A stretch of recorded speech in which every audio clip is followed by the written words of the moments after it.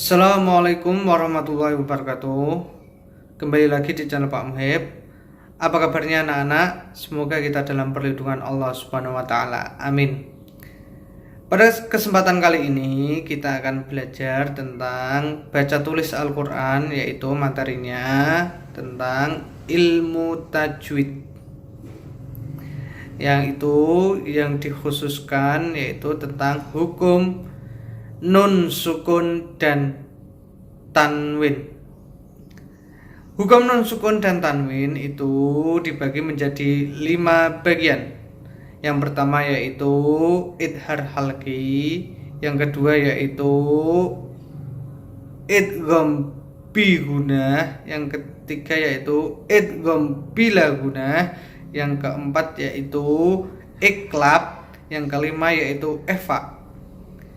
Tapi nanti kita akan belajar hanya 3 saja, yaitu idhar, yang kedua idgham bi gunah, dan yang ketiga yaitu idgham bila gunah. Agar kalian nanti paham apa itu idhar, idgham bi gunah, idgham bila gunah, nanti kalian simak video ini sampai selesai agar kalian paham.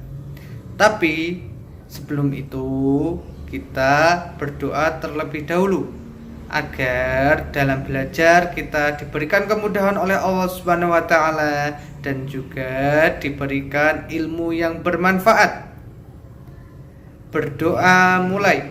Bismillahirrahmanirrahim.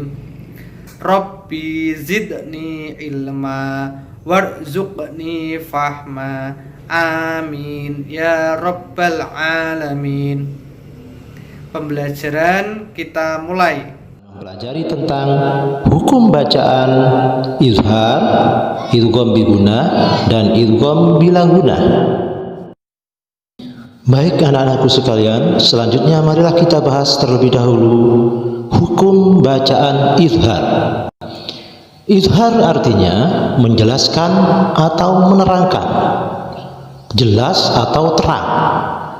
Maksudnya apabila ada nun sukun atau tanwin bertemu salah satu huruf halqi yang 6, yaitu hamzah atau alif, ha, kho, ain, wain, ha, maka membacanya harus jelas tanpa berdengung.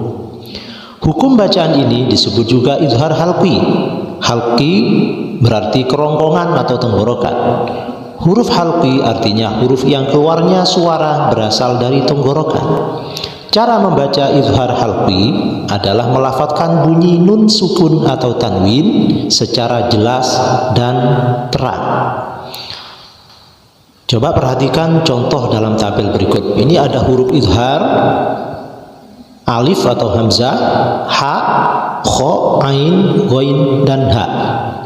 Kita perhatikan contoh nun sukun yang berupa huruf alif. Waman asdaqu, yang dibaca jelas adalah nun sukun yang berwarna merah. Kalian perhatikan yang berwarna merah nun sukun dan hamzah. Itu artinya nun sukun bertemu hamzah atau alif. Bacanya waman asdaqu.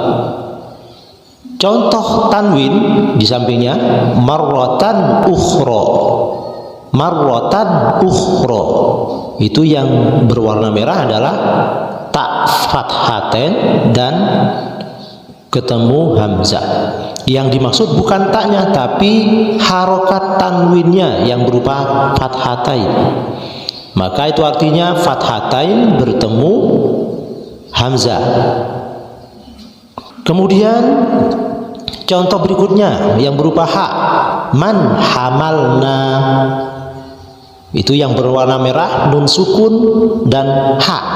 Itu artinya nun sukun bertemu ha. Itu disebut hukum bacaan izhar.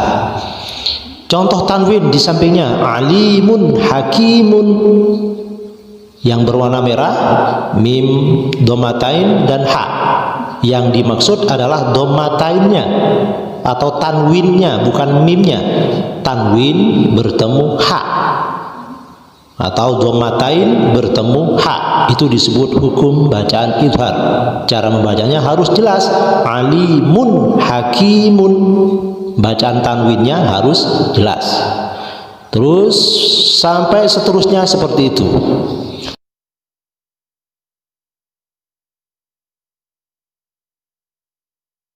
Baik, anak-anakku sekalian, selanjutnya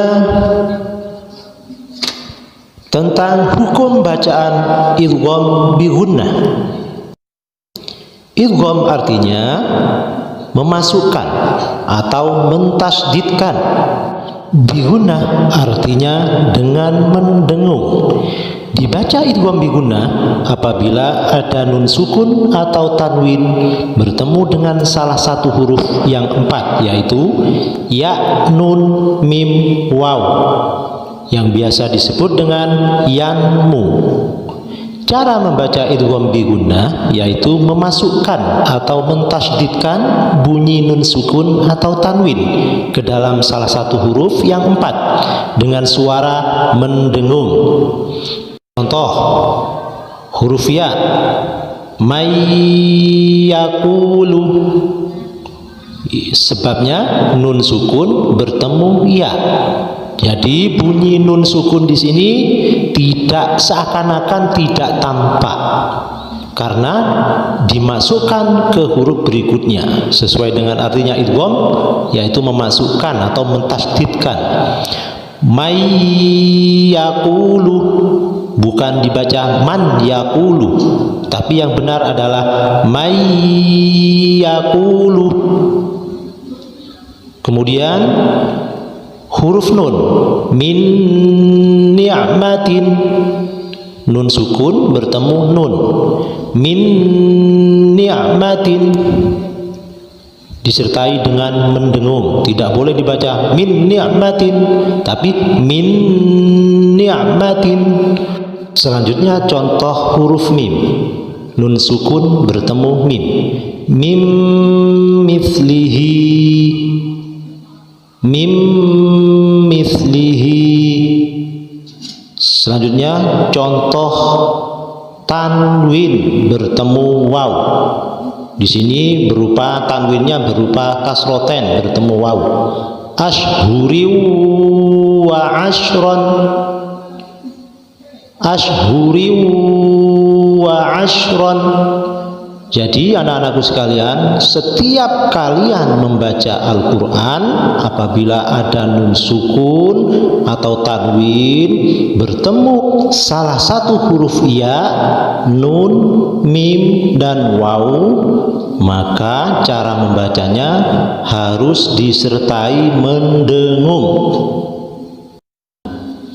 Apabila huruf-huruf idgham bi gunnah tersebut terdapat dalam satu kalimat, maka tidak boleh dibaca idgham dan mendengung, tetapi harus dibaca jelas atau terang.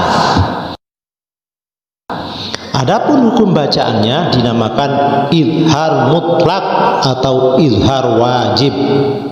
Di dalam Al-Quran terdapat dalam 5 kalimat, yaitu ad-dunya, bunyanun, sinwanun, sinwanin, qinwanun.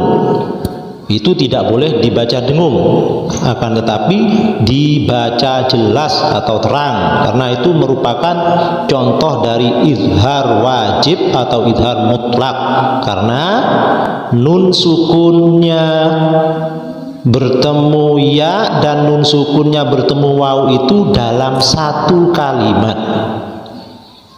Baik anak-anakku sekalian, selanjutnya tentang hukum bacaan idgham bila gunnah.